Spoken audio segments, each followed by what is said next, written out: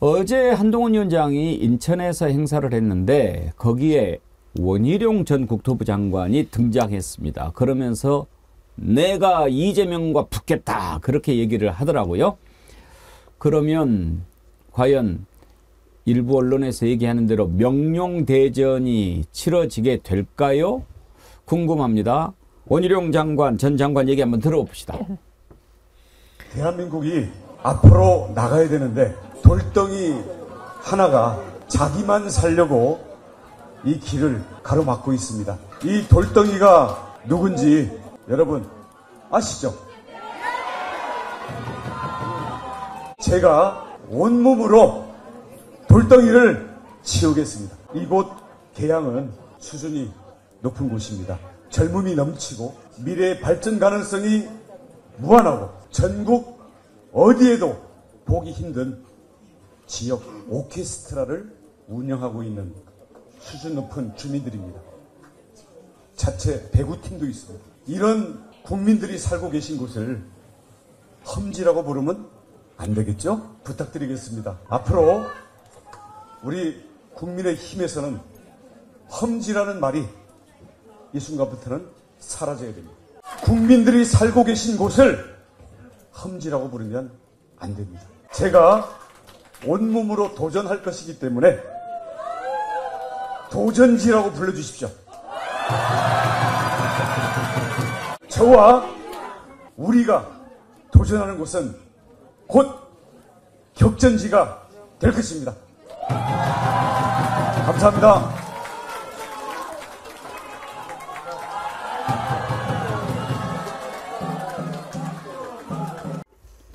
얼장난의 끝판왕 같군요. 김철근 총장님. 원희룡 전 장관이 갈 곳이 없어요.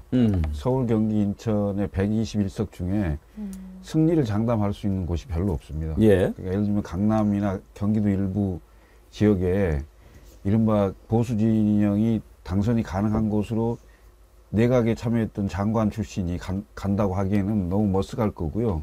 결국은 험지라고 하는 곳에 가야 되는데 당초에 뭐 본인이 원래 출마해서 3선을 했던 그 양천갑이나 고양이나 뭐 이런 얘기들도 많이 나왔어요. 근데 거기를 선택하지 않고 결국 인천을 간 이유는 뭐겠습니까? 당선되면 오케이고 떨어져도 오케이다. 무슨 얘기냐? 나는 야당 제1야당 대표하고 1대1로 붙어서 예. 할 만큼 했다. 제가 보기에는 이재명 대표하고 대결 구도를 만들어내지 않는다면 불출마했을 겁니다. 왜 나와봐야 떨어지니까요. 갈 데가 없어요. 제가 갈 데가 없어서 몰려서 가는 불가피한 선택이다. 그런데 그 결과가 어찌 되었든 본인한테는 플러스다. 이런 판단 하에 개항을 가는 거라고 저는 보여지는데요. 뭐 승부야 뭐 보나마나 아니겠어요. 네. 그래서 개항을 택한 것 같다. 그렇습니다. 예. 김유정 의원님은요? 잃을 것 없다는 생각인 것 같아요. 그리고 이제 다음번 대선 노리고 있는 거잖아요. 원희룡도 이제 잠룡 중에 한 사람이라고 뭐 스스로 얘기하고 있는 것 같은 모습이에요. 그래서 잃을 것 없기 때문에 한번 도전해 보겠다. 이제 이런 차원인데 만약에 이재명 대표가 개항을 안 나가면 어떡하죠? 그러면 막 다른 지역을 이를테면 선택한다고 하면 뭐 글로 또 따라올 건가요? 쫓아다니면서 할 건가요? 그래서 좀 딱히 명분이 이렇게 안 설 것 같고요. 비례로 가면 나도 비례 주라 이거 아닙니까? 그러니까 뭐 어떻게 선택할 건지 도대체 이재명 대표가 아직 딱 확정적으로 이제 사무실도 뭐 좀 넓혀서 그 새로 옮기고 뭐 이렇게 한다고는 하지만 아직 결정 난 건 아니거든요. 당 상황에 따라서 대표가 어떤 판단을 할지도 모르는데 본인이 그러면은 나는 그래도 개항을이야 이러면서 외치고 있을 것인지 참 딱하다는 생각이 먼저 드는데요. 그리고 또 기존에 그 지난번에 나왔던 사람이 있었잖아요. 의사 출신의 네. 윤영선인지 뭐. 그러면 그분도 이제 어찌됐거나 본인도 또 깔고 닦으면서 준비를 하고 있을 텐데 이런 식으로 그러면 확정인가요?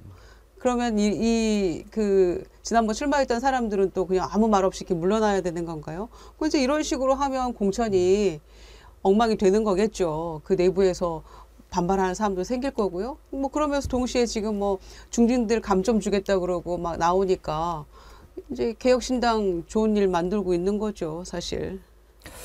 근데 신인기 변호사님 왜 저는 이렇게 한동훈 위원장이나 원희룡 전 장관 나와서 얘기하면 자꾸 김건희가 떠오르죠. 저만 그런가요? 뭐 많은 국민들께서도 뭐 비슷하게 보시겠습니다만은 저는 원희룡 전 장관의 저런 정치 행보를 이어가겠다라는 거에 대해서 참 국민들 보시기에는 너무 모렴치하다. 아직 양평땅 논란에 대해서 진실에 접근조차 못했거든요.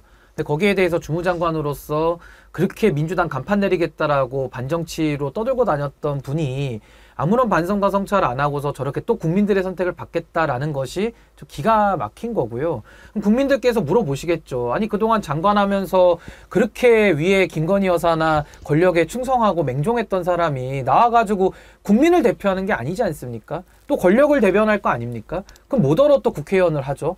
그러니까 뭐 당선도 어렵겠지만은 저렇게 도전하고 이재명 대표를 거의 스토킹처럼 따라다니는 저런 모습 자체가 저는 정치를 너무 희화화시키고 가볍게 알고 이거 정치를 무슨 게임하듯이 하냐.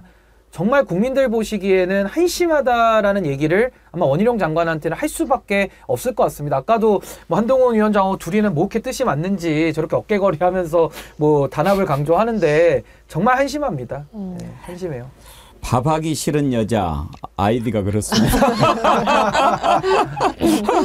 공감합니다. 저도. 개양 돌덩이보다 영화대 바위 먼저 치워주시면 안 될까요? 그 바위 때문에 국민 살기 힘들어요. 장윤미 변호사님. 네. 이렇게 쭉 말씀 듣고 보니까 그래 원희룡 장관이 갈 데가 없겠구나 그런 생각도 들긴 하네요. 그러네요. 이게 121석 중에 양천갑에는 뭐 새로 영입한 인사를 공천하겠다라고 뭐 공공연하게 이야기가 나오고 있고 가기가 어려울 거고 그러니까 그렇게 얘기하더라고요. 한동훈 비대위원장이 신인규 변호사가 이야기한 것처럼 약간 게임처럼 따라가는 것처럼 스토킹처럼 얘기를 했어요. 그러니까 딱 인천 계양에 나온다고 확정이 된 거냐라고 기자들이 백불에서 묻거든요. 그러니까 꼭 그렇지는 않다라고 하는 거예요. 그리고 어떤 워딩을 했냐면 서울, 대전, 대구, 부산 어느 지역으로 이재명이라는 정치인이 가더라도 우리는 거기에 정당하게 싸워서 이길 수 있는 후보를 내겠다. 이 말은 다 종합을 해보면요. 이재명이 가는 곳에 일단 원희룡을 따라 붙이겠다라는 것처럼 들려요.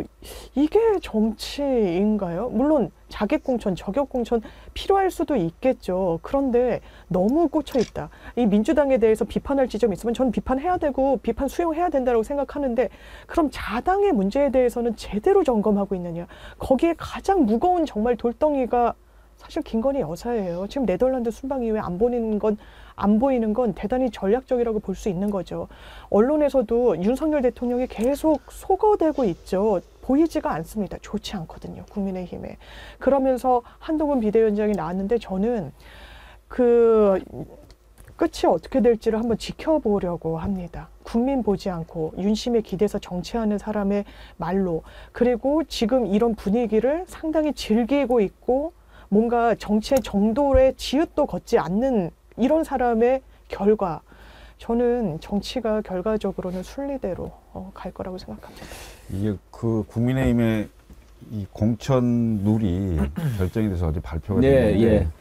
겉으로 보면 그 현역 의원들에게 그 불이익이 좀 덜 가는 식으로 이 기사가 좀 나온 것 같아요. 근데 역시 악마는 디테일이 있다고 현역 의원들 마음대로 정리할 수 있는 구조가 돼 있어요. 예. 잠깐 소개를 해주면 컷오프는 하위 10%인데 7명 밖에 없습니다. 이 사람들은 이제 원천 배제죠. 예.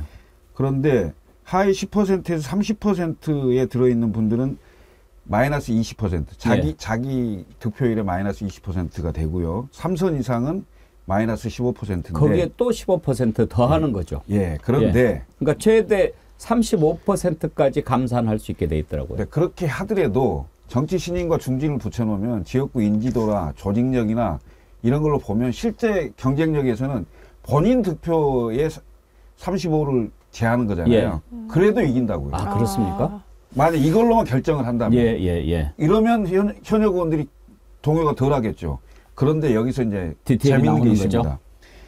이 경쟁력은 전체 100에서 40%만 반영을 하고 도덕성 15, 당 기여도 15, 당무감사 20, 면접 10, 그러면 전체에서 35%를 깎는다는 게 아니고 그렇습니다. 그 부분에서만 35%를 깎고 35%를 깎아서 여론조사를 해요. 그래서 그게 이른바 경쟁력 조사인데. 근데 그게 전체에서는 또 일부에 불과하다는 거죠? 그렇습니다. 그게 전체 100에서 40%만 반영이 되는 거예요. 네. 이러기 때문에 이것을 경선을 했다고 봐야 되는지 자체부터 의문입니다. 예. 왜냐하면 나머지 60%가 정성평가예요. 정량평가가 아니거든. 그렇지 않습니까? 그래서 내가 보기에는 이렇게 자세하게 뜯어보면 결국 자기들의 입맛에 맞도록 정리할 수 있겠구나. 이런 생각이 들었습니다. 그래서 예. 개혁신당 축하드린다고요. 우리 많이 갈 것 같다고요. 우리 신영기 이 변호사님도 내용을 좀 다 아셔야 될 텐데. 정확하게 몰랐어요. 국민의힘에 있었으면 못 받을 뻔했네. 김혜빈님 알아요? 잘 알죠. 김혜빈님? 혜빈님이요? 그 방금 슈퍼챗 보내시면서 백운기 앵커 채널의 신인규 변호사님이 와 조선 제1의 혀 아이고. 신인규 변호사님 화이팅 하셨는데 조선 제1의 조선 제1의 혀 그건 인정하는데 조선 제1의 이러니까 조금 누가 생각나서 거시기하네요. 아니, 뭐 조선 좋게 제1고. 봐주신 거를 감사히 받겠습니다. 네, 감사합니다. 이재명 대표 듣는 기분이 어떨까요? 뭐 글쎄 원희룡 전 장관이 저런 이야기 한다고 해서 눈 하나 깜빡할까 싶기도 한데